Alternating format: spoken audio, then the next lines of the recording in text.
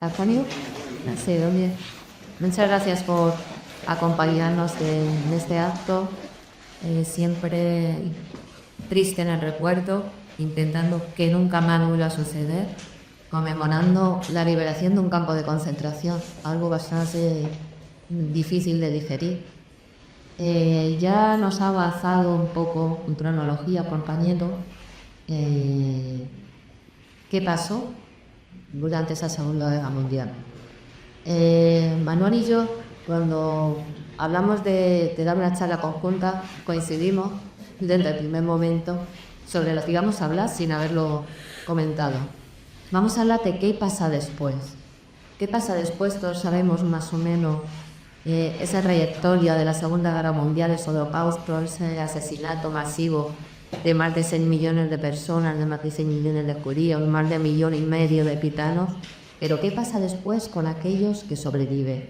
¿Qué pasa? ¿Dónde van? ¿Cuál va a ser su vida futura? Bueno, pues con esa crisis de los años 30, todos sabemos que Hitler, como nos han adelantado, llega al poder democráticamente y empieza a sacar una serie de legislaciones antisemitas, antijudías, echándole las culpas de todos los males que le ocurrían a Alemania, desde esas indemnizaciones de la Primera Guerra Mundial, de esa falta de armamento, de esa falta de ejército. Todas las culpas las tiene el pueblo judío.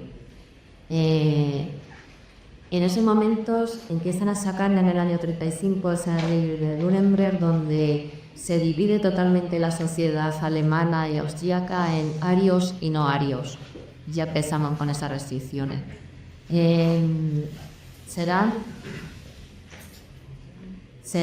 Voy levantando la mano porque hemos tenido un pequeño problema de comunicaciones en el ordenador y la pantalla, entonces fíjate, así, y es que tenemos que cambiar de diapositiva.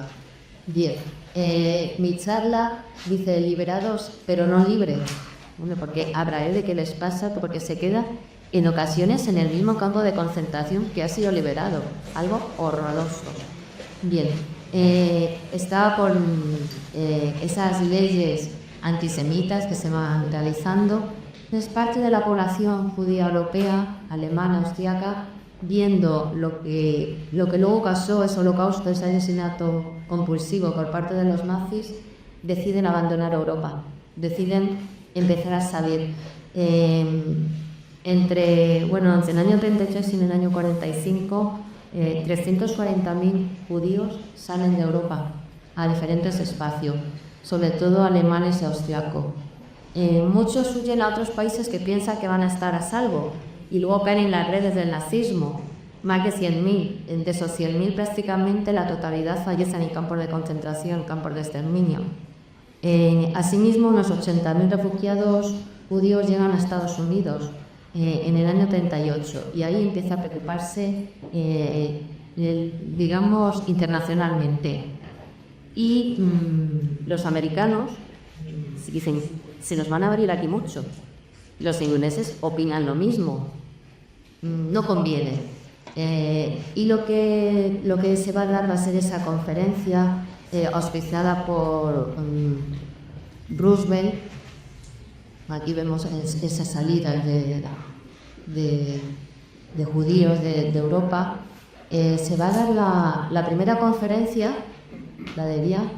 En esa conferencia se va a hablar de qué hacemos con toda esta población que nos está pidiendo refugio.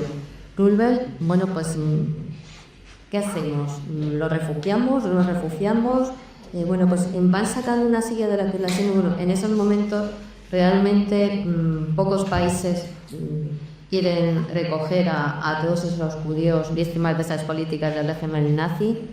Esta conferencia que se realiza en Francia, que luego será además combinado por los nazis, un espacio también dominado por ellos, veían el peligro, pero lo que veían más que nada era que sus fronteras estaban traspasadas por muchísima población que emigraba.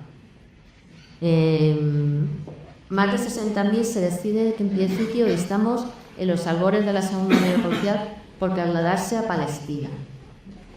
Empiezan a trasladarse. Como la cantidad de destinos, bueno, pues iba disminuyendo, no había demasiados sitios donde acudir, pues será en Shanghái. Algo curioso, ¿no? Yo cuando la primera vez que lo oí, digo, ¿qué hacen en Shanghái esa población que va huyendo de Europa? Bien, pues era el único espacio donde les daba visa, donde les daba un espacio para acogerse, pero es que allí ya había judíos, y allí había judíos de los nuestros, de los sefardíes, Modefar. Ya había cerca de 700 judíos sefardíes que en el siglo XIX desde Irak se habían trasladado a Shanghái a comerciar. Ya era una pequeña comunidad judía que a través del cónsul en Viena, del cónsul chino, da visas para refugios, y llegan alrededor de 17.000 judíos refugiados a la ciudad de Shanghái. Como digo, el grupo más antiguo era de judíos sefardíes que acogen a esta población, pero se ven un poco desbordados y van llegando demasiado, porque eran pocos espacios donde se les daba visa de refugio. Lo intentan en la embajada americana, no se les da muchas visas, entendiendo que iban a invadir espacios americanos, y bueno, ahí aparecen diferentes comités de ayuda. Entre ellos, pues bueno, uno que va a ayudar muchísimo, que va a ser el comité, lo voy a buscar aquí para no equivocarme, el Comité Judío Estadounidense. Ellos, que habían nacido en los albores de la Primera Guerra Mundial, en ayuda de los damnificados de esa guerra, empiezan a trabajar para ayudar a todos estos judíos que quieren salir de Europa, que huyen del Holocausto. Estamos hablando de antes de que llegue la guerra. Después llegará la guerra. Llega el Holocausto, todos sabemos más o menos lo que ocurre, millones de personas asesinadas por el régimen nazi, 6 millones de judíos, 1,5 millones de gitanos, y aparecen en diferentes campos. El 27 de enero en Auschwitz los rusos se encuentran a miles de personas, otros miles fallecidas. En otros campos conviven los fallecidos con los que están sobreviviendo. Es un horror. Van conviviendo fallecidos con supervivientes.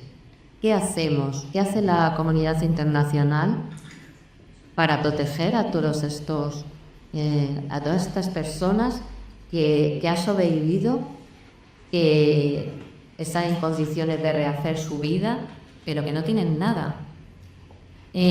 Bueno, recordar, antes me han preguntado en la televisión si había españoles melillenses en los campos de concentración. Hace años, ya en el 2015, yo escribí en el periódico de Melilla y luego di una charla con Ana Medimel hablando de melillenses españoles fallecidos en los campos de concentración. Por ahora hemos encontrado 8, de los cuales 4 fallecen, son asesinados, los otros sobreviven. Un judío melillense apellidado Israel, un chico que estaba estudiando medicina en París, que muere en Dachau en el año 44, y curiosamente me encuentro, porque como hacemos tantas cosas en Mordejai y tenemos tantas visitas y acuden tantas personas a la asociación, nos encontramos con una chica madrileña apellidada Benarroz, que viene a Melilla buscando orígenes, buscando raíces, y nos comenta que sus primos, hoy en día algunos ya fallecidos por edad, llegan a Melilla en el año 40, refugiados del Holocausto. Residía esa familia Benarroz, familia de Yamil Benarroz, en los Países Bajos. Ella era sefardí, su marido es así, viendo lo que venía, quieren volver a España y transitan por Europa, llegan a París, su familia va a recogerle, llegan a Melilla, pero transitan como cristianos. Curiosamente vamos a por aquí hoy los hermanos de La Salle y aparecen estos alumnos inscritos como cristianos, no inscritos como judíos. Los hermanos de La Salle nunca han tenido problema en inscribir alumnos judíos. pero como habían transitado por Europa como cristianos, los tenemos recogidos como cristianos. Como digo, el único judío melillense, Isidoro Israel Cohen, la medicina, fallece en el año 44.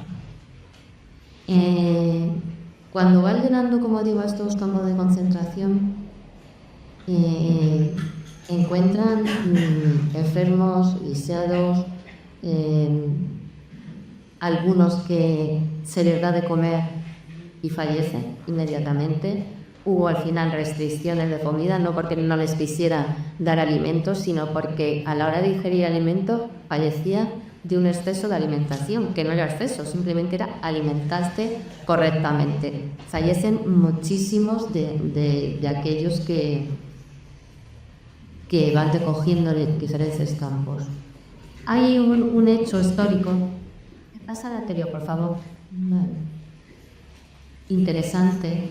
En Kielce, en Polonia, población judía que sale de campos de concentración se dirige a su pueblo de origen, a Kielce. Quieren recuperar sus viviendas, sus trabajos, sus hogares. Van muchas familias buscando ese refugio. Y en Kielce encuentran la muerte. No la habían encontrado en el campo de concentración y la encuentran aquí en Kielce.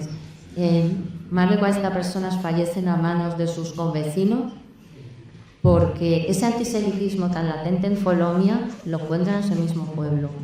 En Kielce les acusan de secuestrar a un niño porque un niño se había ido a un pueblo vecino a buscar cerezas, vuelve a los 2 días y su padre, con cierto grado de embriaguez, denuncia a las autoridades que su hijo ha sido secuestrado por judíos, maltratado, etc. La turba de población sale en su encuentro de todos estos judíos que estaban buscando sus domicilios y fallecen a manos de soldados, de policías y de una gran turba. Y ese fue el inicio de algo muy interesante en historia, que es la creación del Estado de Israel. Fíjense, de unas comunidades a otras, a ellos les pasan algo, les trasladan de espacio, y unas comunidades a otras se va comunicando este horror. Volvemos a nuestras casas, nos matan, vamos a huir. De Colonia pasan a Checoslovaquia, el gobierno checo se comporta muy bien con todos estos refugiados, tengo que decirlo, pero acaban en diferentes campos, internados, intentando en ocasiones llegar a lo que será el futuro Estado de Israel, pero de unos a otros, de boca a boca, de que nos están volviendo a matar, hace que vuelva a renacer ese sionismo, esa reagrupación de las comunidades judías europeas, que llevan siglos asentadas, y deciden que quieren irse a una tierra que solo sea de ellos, que les están volviendo a masacrar, que han sobrevivido 1/3 de la población judía europea y que necesitan volver. Miles desamparados van pasando de país en país, van buscando apoyo, van encontrando, como aparece aquí, diferentes campamentos en la zona de los aliados, de los ingleses, de los franceses, de los italianos en Italia. Van ubicadas en diferentes campamentos que tengo que decir que convivían los judíos supervivientes del Holocausto con personas antisemitas, con algunos que habían estado masacrándoles y tenían que convivir. Llegan a tales extremos que los aliados tienen que ir separando campos de concentración porque convivían entre los que te habían intentado asesinar y habían asesinado a su familia y los supervivientes. Lo pasan realmente muy mal. En diferentes momentos, bueno, como aparece aquí, nos habla de ese suplicio de que te tienes que quedar en el mismo campo, de que tienes que, si hemos liberado a Auschwitz, me tengo que seguir quedando en Auschwitz y tengo que seguir tras esas rejas y tengo que seguir tras esas vallas y tengo que depender de lo que me quieran dar de comer, de beber y de asistirme. Han perdido años de vida, tengo que decir que solo un 3% de la población superviviente, de los que sobreviven, tienen entre 3 y 16 años, es decir, no les quedan niños, no les quedan adolescentes a los que cuidar, a los que querer, y muchos de los que sobreviven no tienen familia, no tienen absolutamente a nadie. Aquí me son, imágenes del campo de refugiados de Bergen-Belsen. Ese nos suena muchísimo este nombre por Anna Frank, ahorita Frank. Anna fallece en Bergen-Belsen. Bueno, pues allí en ese mismo campo de concentración, cuando llegan las fuerzas a liberarlo, encuentran, más de 10.000 personas a darle de comer, fallecen. Horrible. O sea, te voy a ayudar y te mato. Es un campo de concentración que habían creado los alemanes con presos políticos. En ocasiones esos presos políticos logran intercambiarlos por presos que tenían los aliados alemanes. Hubo intercambios, Hubo gente que logró llegar a Palestina en ciertos momentos en estos intercambios. 200 prisioneros dice que llegan a Palestina en un intercambio.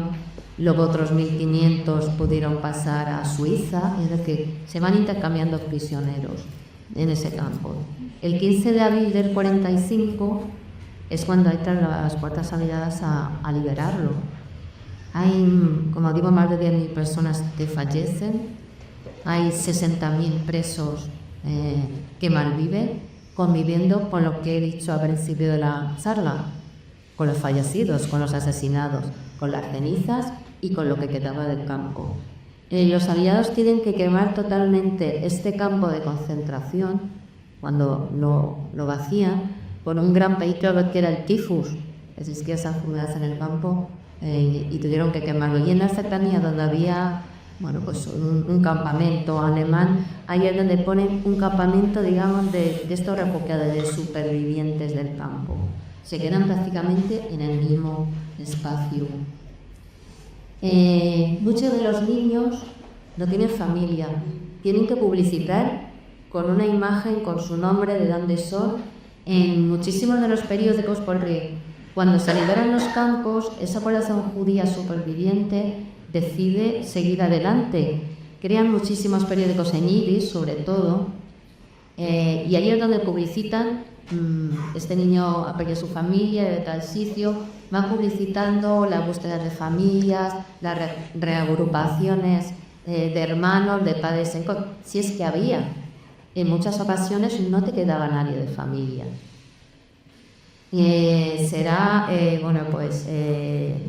La Agencia Central de Búsqueda de Supervivientes la que se ocupe de publicitarlo, como digo, sobre todo en periódicos, por radio, en diferentes medios, van poniendo imágenes de todos los supervivientes y que buscan a sus familias. Eso ocurrió durante la Primera y la Segunda Guerra Mundial, también en otras ocasiones con otros componentes de población.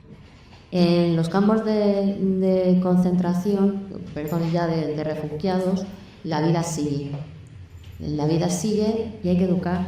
No quedan educadores, no quedan niños a que educar, no les quedan libros, necesitan muchísimo material y son, por parte de lo que va a ser el Estado de Israel, mandan maestros, de Estados Unidos también mandan maestros, necesitaban muchísimas personas para cualificar a lo que iba a ser su futuro, esa pequeña 3% de la población que les sobrevivió, que eran niños. A su vez, las familias. Manuel nos lo contará también. ¿Qué pasa con las familias? Desaparece tu padre, tu madre, tus hijos, tus hermanos, te encuentras solo. A este otro señor que tienes al lado le desaparece también toda su familia. Y lo que hacen es intentar hacer familias. Y se hacen muchísimas familias en los campos de refugiados.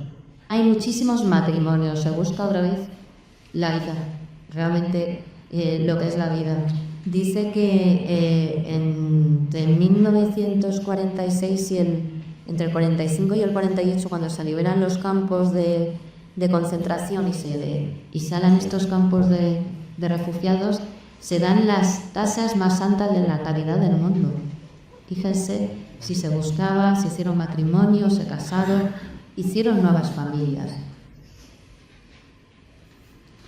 Como he comentado, más de 170 escritos, periódicos, la cultura sigue adelante, se buscan sus raíces, se busca lo que es la educación, hay escasez de libros, hay escasez de papel, pero se buscan los medios como fuese para seguir adelante y publicitarse, para buscar supervivientes, para intentar que la cultura siguiera. En cuanto a la religión prácticamente había desaparecido. Estaba totalmente prohibido en muchos espacios de la vida y de la sociedad europea que caen en manos de los nazis, se dio la religión judía. Ha desaparecido tus costumbres, tus festividades, cualquier cosa que significase religión, porque el ser judío es una forma de vida realmente, desaparece tu identidad. Hay que volver a buscarla, hay que volver a abrir yeshivot, hay que volver a abrir colegios para educación, tanto de adultos como de niños, Se ha perdido la fe en muchas ocasiones. Ahí tenemos diferentes escritos de supervivientes que dicen que si existían los campos de concentración, pues podía existir Dios, ¿no? De Primo Levi nos lo dice muy claro en su libro.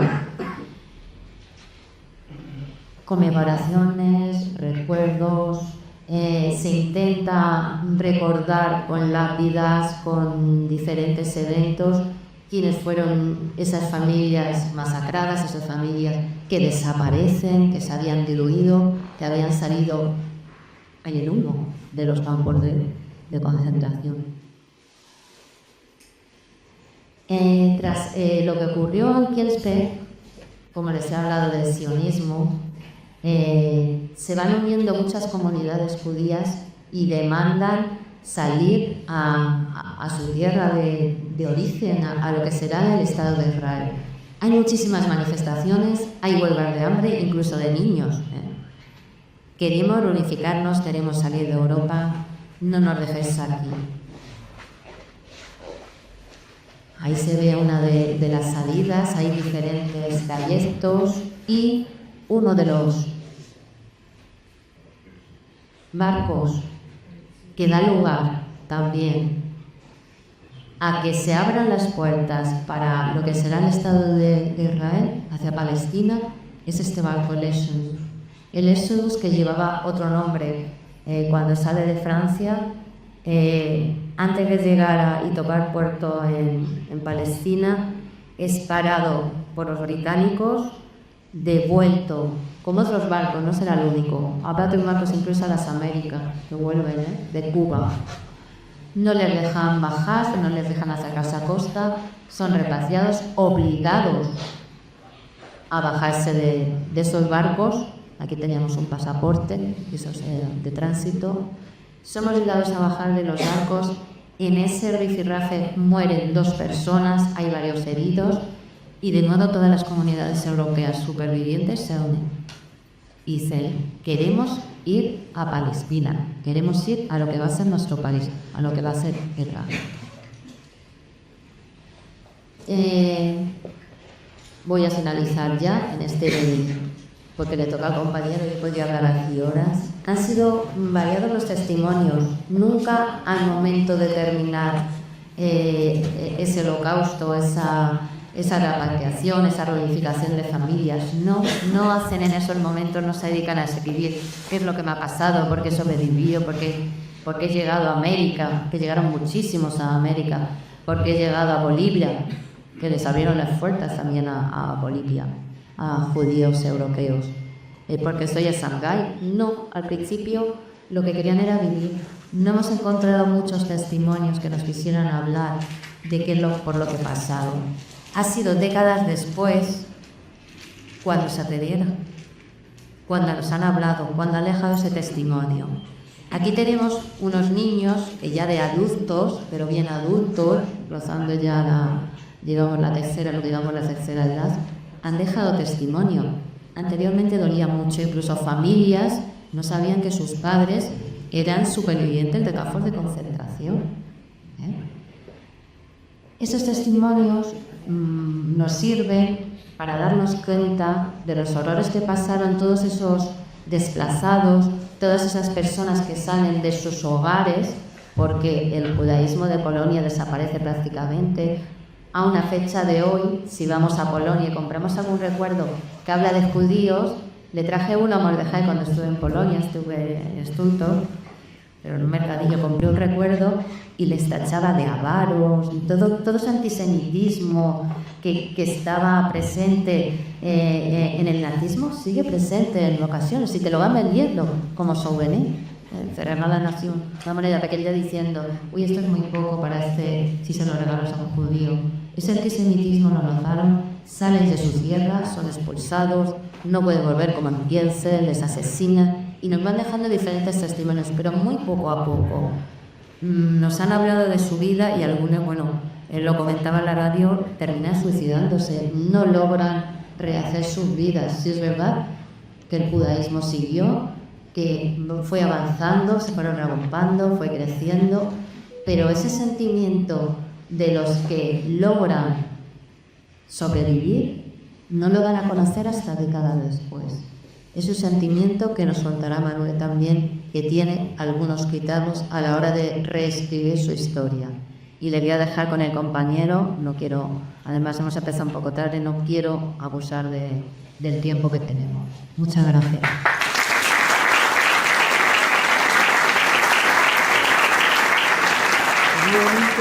Tomará la palabra el director intercultural don Manuel Heredia Carmona. Hola, buenas tardes.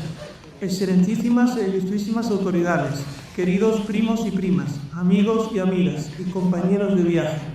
Gracias un año más a la Consejería de Cultura, Patrimonio Cultural y del Mayor de la Ciudad Autónoma de Melilla y a su consejera Padela Monjatar por abrirnos su puerta y permitirnos conmemorar las memorias de las víctimas de los genocidios. Buenas tardes. Voy a hablar del destino de los supervivientes romaníes. El holocausto romaní fue un holocausto silenciado, poco conocido y que han tenido que pasar varias décadas para empezar a tener información sobre él. El pueblo gitano, cuando habla de este genocidio, utiliza dos palabras. Una palabra es porraimó, que significa devorador, y otra palabra es samurandipé, que significa matanza en masa. La palabra porraimó en muchos países deseamos de utilizarla porque en los países balcánicos es un sinónimo de una palabra ostela. Y por respeto a los primos balcánicos, usamos la palabra samurandipé. Hay que comentar que el pueblo gitano llega a Europa en el siglo XV y al poco tiempo de su llegada ya empiezan a haber unas legislaciones antigitanas. Vamos a situarnos en el 1926 para ver algunas legislaciones que ya eran antigitanas en Alemania. Por ejemplo, en 1926 hay una ley de 16 de julio que establece controlar a la plaga gitana, violando así directamente los términos de la Constitución de Weimar. En 1927 se construye en Baviera campos especiales para encarcelar a los gitanos. Aproximadamente 8.000 gitanos son tratados de esta manera. Esto es un mapa donde están todos los campos de exterminio, campos de concentración y guetos que estuvieron los gitanos en la Alemania nazi y en los países ocupados. Cuando Hitler llega al poder, que llega en 1933, se pone la cosa todavía más dura para el pueblo gitano. En 1934, los romaníes fueron seleccionados para campañas de esterilización por inyección o castración para impedir una descendencia genética enferma. El nazismo tenía el concepto de que los gitanos eran una plaga que había que exterminar y buscaron varias alternativas y una de ellas fue la castración. Eso lo hicieron en 1934. En 1935, las leyes de Nuremberg se prohibía el matrimonio con arios. Poco tiempo después, la Ley Nacional de Ciudadanía le despojó de los derechos civiles. En 1938 se instauró la Semana de Limpieza Gitana, parecida al Kristallnacht que sucedieron los judíos. En 1940 hubo la primera acción de genocidio masivo de los romaníes a mano de los nazis. Tuvo lugar cuando 250.000 romaníes fueron ejecutados en el campo de Buchenwald para comprobar la eficacia de los cristales de ciclón B, utilizados luego en las cámaras de gas de Auschwitz-Birkenau. Ahí tenemos una imagen de una botella de ciclón B. Quiere decir que hicieron un experimento con 250 niños gitanos a ver qué tal sus pulmones resistían el ciclón B. Y viendo que era una cosa efectiva para dar muerte a las personas, este método después lo utilizaron más tarde para hacer exterminios en masas. En 1944, el 16 de mayo, tenemos la resistencia romaní. Ese es el día de la resistencia romaní. Los romaníes se enteraron que esa noche serían gaseados y exterminados y pusieron gran resistencia defendiéndose con lo que tenían: palos, piedras, uñas y dientes.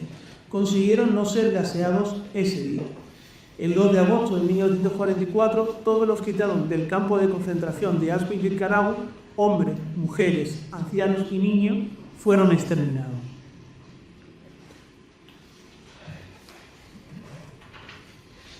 El destino de los supervivientes.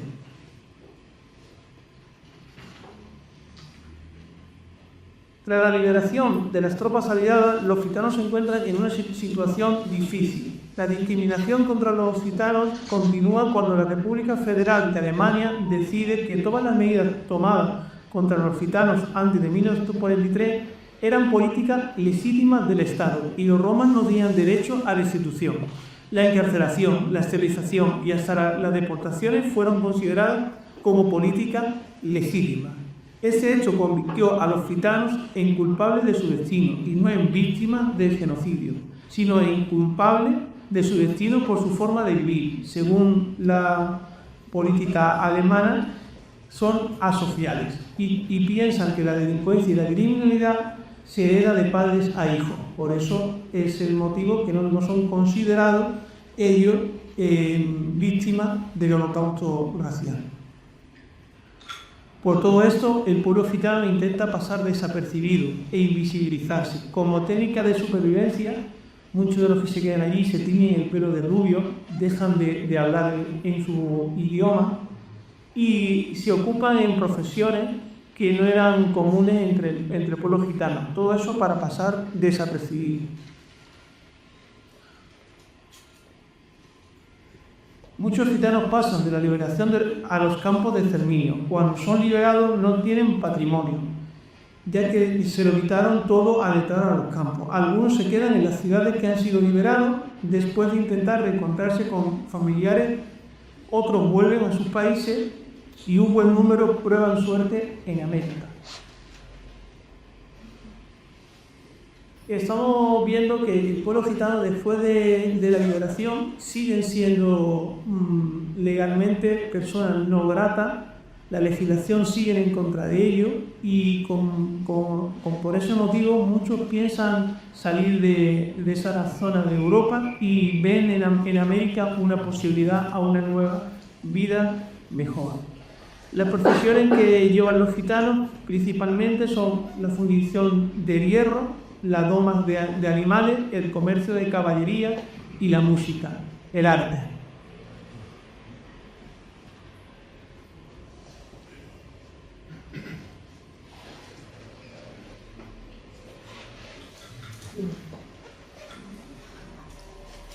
Bueno, aquí tenemos unas imágenes de dos gitanas que intentan vivir una nueva vida en Estados Unidos. Esta es una fotografía del puerto de embarque y este es el barco Oceanic que sale desde los puertos de Londres, de los ingleses y van a Seattle. Esto es un recinto de entrada en el puerto de Ellis Island del actor gitano Charlie Chaplin. Charlie Chaplin no es un superviviente del Holocausto, pero como estas leyes antigitanas estaban en toda Europa, pues Charlie Chaplin era un gitano inglés, también intentó vivir una mejor vida en los Estados Unidos. En América cambian los violines por la guitarra y con los afroamericanos empiezan a tocar músicas como el jazz. Se convierte en excepcionales músicos de este género, como por ejemplo Django Reinhardt. Django Reinhardt tampoco es un superviviente, es un romaní francés, pero lo mismo, también intenta una mejor vida en los Estados Unidos. Vamos a hablar de dos supervivientes. Podríamos hablar de otros tantos, pero he seleccionado a estos dos para ver su historia.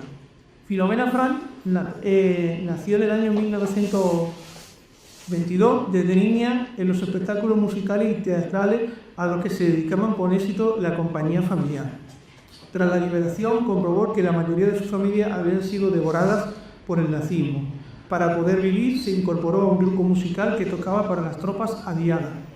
Se casó con un músico romaní que había perdido a su mujer e hijo y juntos formaron una nueva familia que se enfrentó a la dura cotidianidad de una posguerra sin recursos.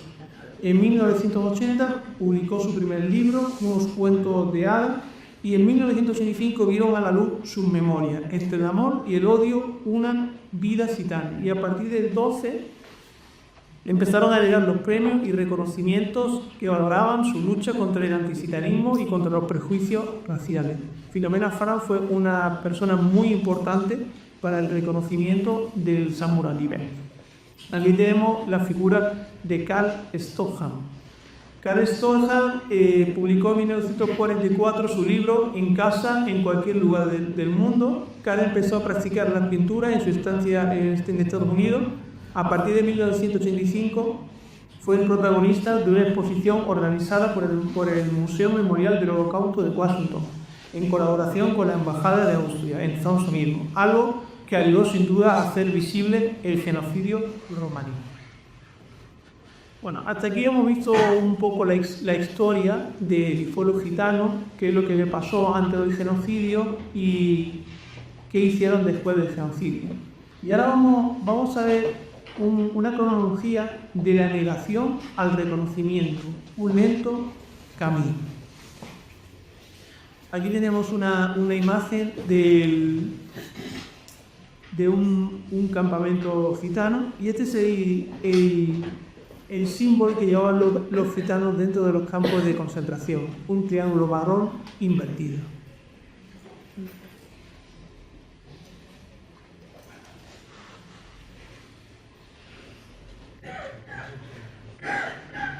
La República Federal de Alemania decidió que todas las medidas tomadas contra los romaníes eran políticas legítimas del Estado y que no tenían derecho a restitución. Las encarcelaciones, las asesinaciones y hasta las deportaciones fueron consideradas como políticas legítimas. En 1945, 10 años más tarde de las leyes de Nuremberg, en la misma ciudad tuvieron lugar los juicios de Nuremberg. Y curiosamente, en los juicios de Nuremberg hubo una ausencia de víctimas gitanas, porque no eran considerados víctimas del genocidio. En 1947, durante los primeros años de la posguerra en Alemania, se promulgaron varias leyes para compensar a las víctimas de los crímenes de guerra nazi. Los romas han sido excluidos casi por completo de compensaciones bajo estas leyes, al igual que de los fondos especiales. Existen varias razones inexcusables para la expulsión romaní de los primeros programas de reparación y restitución. La primera es que la comunidad romaní simplemente carecía de la representación necesaria para facilitar la tramitación de las demandas. A diferencia del pueblo judío, el pueblo judío tenía la Conferencia de Reclamaciones Materiales Judíos contra Alemania y estaba formada por representantes de 23 organizaciones judías y ellos negociaban directamente con el gobierno alemán. Los gitanos iniciaban demandas personales y nunca prosperaron. Por eso nunca tuvieron compensación ni tuvieron reconocimiento de este genocidio. Años más tarde, en 1960, tenemos la figura de Ionel Rotauru, un rumano refugiado en Francia, y esto me fue decisivo para que se dieran los primeros pasos en el estudio del genocidio romaní. Las actividades de Rotauru fue fundamental para la consolidación del movimiento asociativo internacional romaní. La siguiente fecha importante en el calendario es el 8 de abril de 1971. ¿Qué pasó el 8 de abril de 1971? El 8 de abril de 1971 dio lugar al primer Congreso Gitano Internacional. Quiere decir que fue la primera vez que los gitanos de todo el mundo se reunieron en la ciudad de Londres y dijeron: primos, tíos, estamos viviendo de una manera que no se puede vivir, no tenemos nadie que nos ayude, tenemos que organizarnos, tenemos que ser una PIN. Y en ese congreso se instauró la bandera gitana. Entonces ya eran romaníes, pero a partir de ese momento ya tenían una bandera, la bandera gitana, que los unía. Y a partir de ese congreso fue muy importante porque el asociacionismo gitano tomó impulso. Y a finales de los 70 y principios de los 80, los activistas romaníes dieron un salto adelante en la defensa pública de la causa, cambiando el espacio. Los gitanos quisieron que cambiara el espacio, ya que los tribunales de justicia no conseguían nada, pues lo hicieron, cambiaron ese espacio de los tribunales de justicia por el de la calle, con manifestaciones y otras acciones de gran carga simbólica. Contaron con ello con la colaboración de asociaciones dedicadas a la defensa de las minorías maltratadas. Todas las manifestaciones siempre fueron de una forma pacífica. Pasamos a 1979 y en 1979 se ceremonia conmemorativa del Holocausto gitano en el antiguo campo de Bergen-Belsen, que consiguió reunir a unas 2.500 personas, portavoces romaníes alemán y de otros 13 países. Ya conseguimos que aquí, en esta concentración, hay gitanos de 14 países, representantes judíos, parlamentarios alemanes y la presidenta del Parlamento Europeo en aquel momento, Simone Veil, superviviente ella misma del genocidio judío. En 1980, los gitanos también hacen una huelga de hambre de un grupo de activistas romaníes en el antiguo campo de Dachau para demandar el reconocimiento de las víctimas romaníes y protestar por el mantenimiento del uso policial de los ficheros criminales del nazismo sobre los gitanos alemanes. En 1982 se estableció el Consejo Central Alemán Sinti y Roma, inspirado en el modelo judío de gestión de los derechos de las víctimas ante las autoridades. En su visita, el entonces canciller de la Alemania Federal, Helmut Schmidt, reconoció por primera vez de forma oficial la existencia del genocidio romaní por prejuicio racial. Tuvieron que pasar 37 años para que se reconociese ese genocidio. Ese tardío reconocimiento oficial del genocidio romaní significó que muchas víctimas habían fallecido sin tener ocasión de conocer esa reparación.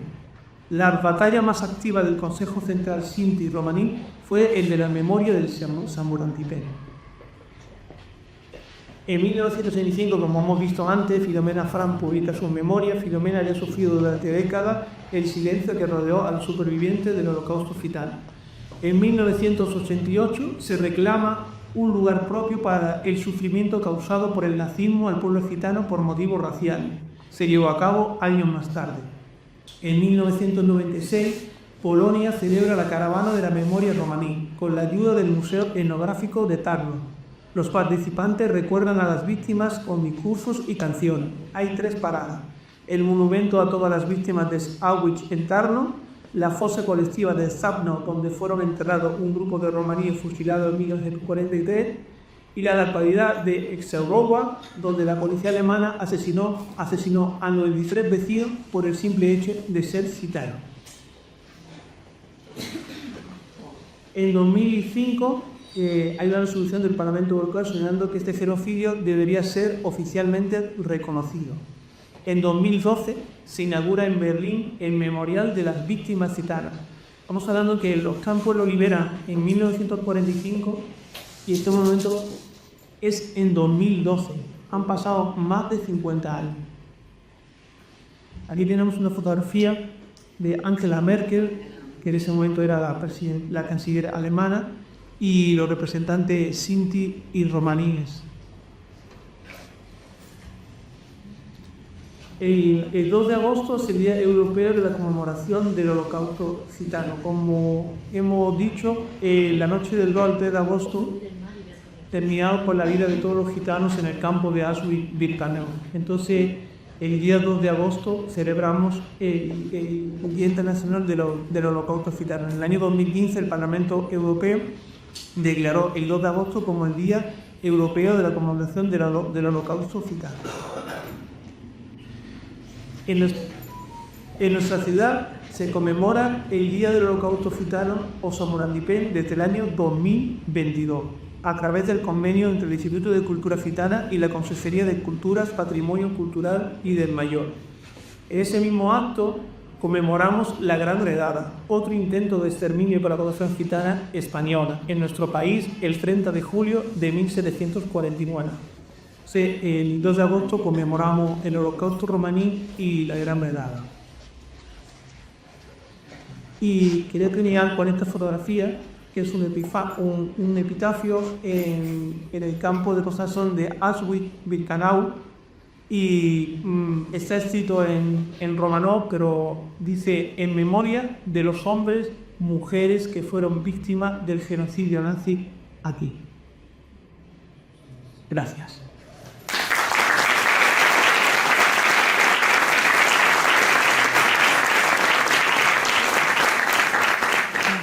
Agradecemos a todos su presencia a este acto para adorar la memoria de las víctimas y supervivientes del Holocausto. Buenas noches.